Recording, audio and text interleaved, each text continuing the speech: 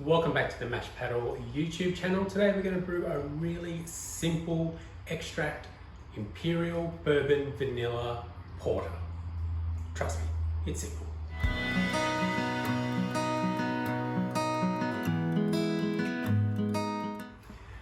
So today's brew day is a relatively simple one, despite the fact that it is a complicated sounding brew that we're doing, the Imperial Bourbon Vanilla Porter.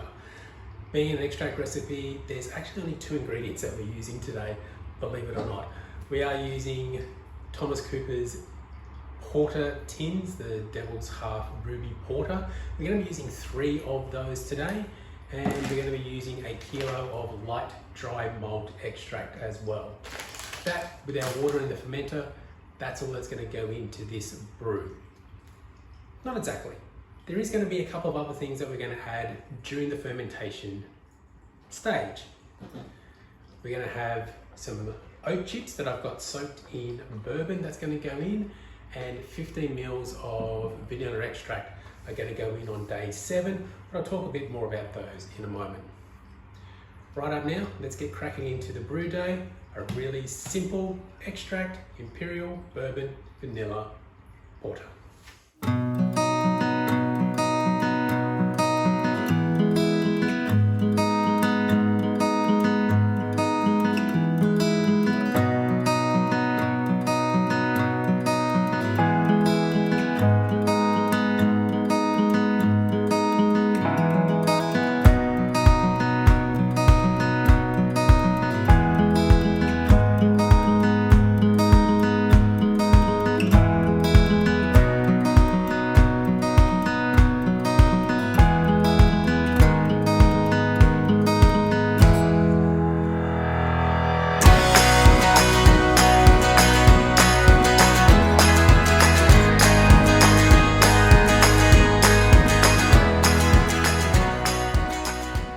So as I said, this is really simple. What we're going to do is get our 3 tins, pour your goo in like so. So this beer is going to come in at around about 9%. Now, being the fact that it is called an Imperial Bourbon Vanilla Porter, you're going to expect it to be on that higher end of the ABV. What I'm going to do with this beer is I'm also going to let it ferment a little bit longer than I would normally allow a beer to ferment. This one's going to sit in the fermenter for 28 days. After day 7, I'm going to add the bourbon soaked wood chips, the oak wood chips in there. That will hopefully give it a little bit of that bourbon flavour that I'm sort of looking for with this particular beer. Also on that day, I'm going to add the 15 mils of vanilla extract to give it that vanilla sort of flavour as well. The idea of doing this is to try and replicate barrel aging. So you would have seen a lot of beers that are barrel aged. They're usually aged in a bourbon barrel or a wine barrel or a whiskey barrel, and will have displays those flavors that are similar to the barrel that they're in, whether it's bourbon, whiskey, wine, etc. Along with a bit of oak wood flavors will come through, and a little bit of vanilla usually comes through as well. So that's what we're trying to replicate here today with this particular beer. The yeast that I'm going to use for this beer, because it is a pretty big beer, I'd recommend using a yeast that is either really tolerant to the high ABV. So Mangrove Jack's New World Strong Ale yeast is a really good one to use for this. Or because I've got 3 of these little Cooper's yeast packets to use up, I'm actually going to use all 3 of these. Now, if I was a little bit smarter, I would have actually created a yeast starter with these yesterday and given it 24 hours to kick into gear before putting it in. But I completely forgot, so we're just going to dump them in when we get to the ideal pitching temperature, which should be around 22 degrees for this particular beer. The only problem with 3 tins is that it will take a while to them to come out. So this is going to be a moment.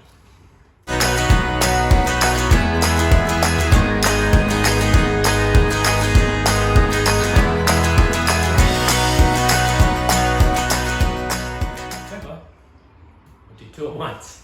Got two hands.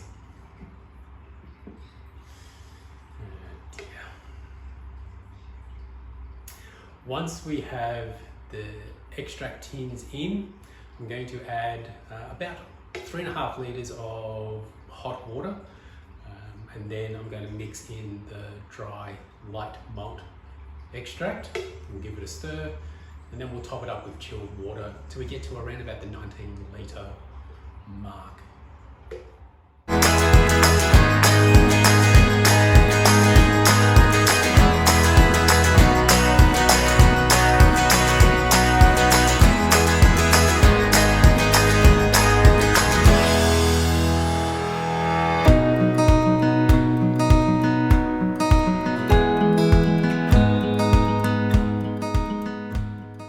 Now that they're in, as I said, I'm going to add my hot water. Should use a glove because it's hot.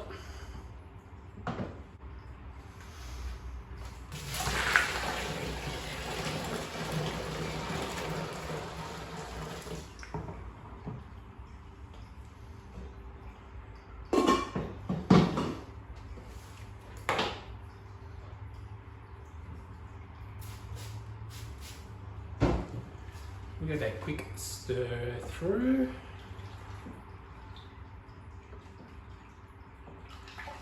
So this just helps break up that gooiness of obviously the 3 tins of extract that we've just put in there. So it doesn't all just sit on the bottom, because it is heavier than water, funnily enough.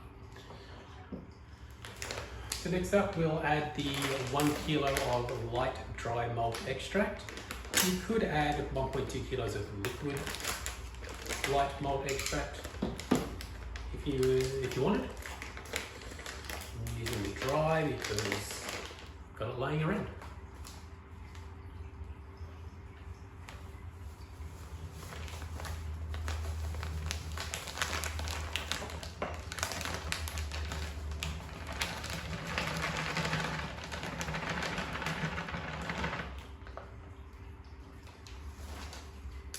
Then just give it one more stir just to help that dry malt break up and remove some of the clumps that will form.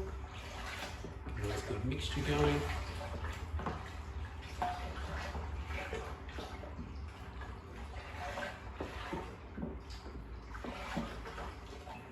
Kind of smells like molasses. It's a good thing. So in the container we have about 50 grams of oak wood chips, and they've been soaking in Maker's Mark bourbon, about 100 mils of bourbon now for 7 days.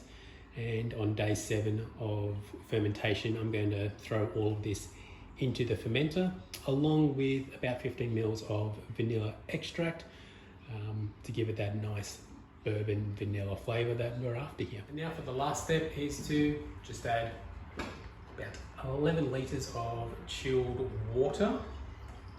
I'm pretty sure that's going to get us around 19 litre mark.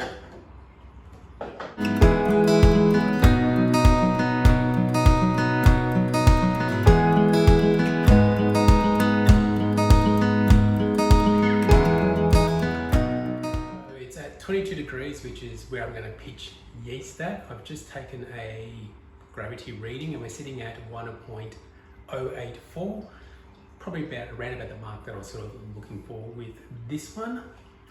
As I said earlier, I'm just using the kit yeast from the Cooper's tins. If you're going to do that, I'd recommend using all 3. I'd also recommend doing a yeast starter beforehand. Sprinkling in the yeast dry, there is a bit of a concern that it might be a bit too much for the yeast because it is going to be a 9% beer. So if you can, definitely get a more specialty yeast for Imperials. But if not, kit yeast will still do the trick. All you need to do is just sprinkle them in on top like that, and then let it ferment. As I said, I'm going to let this one ferment for 28 days, so for 4 weeks. And then I'm going to bottle and then let that sit in the bottle for another 2 to 3 months to mature and allow all those flavors to develop more in this particular beer. You don't have to add the bourbon and the vanilla in like I'm going to on day 7. If you're not a bourbon fan, you can swap that out for whiskey or whiskey soaked oak chips, I should say, or same with red wine, or you can just leave it as it is. It'll still be a really nice winter warmer of a beer to drink, even without those things in there. So there it is, a nice simple brew day. I did this one to show you guys that you can make high ABV beers using extract materials. It's nice, it's simple, you'll still get a really great tasting beer out of it. I've made Imperial Stouts using just extract tins previously, and they've been fantastic beers. In fact, I've still got a couple that are sitting in storage that are now 1 to 3 years old, which come winter, I'll definitely crack 1 or 2 of those open as well, along with this beer.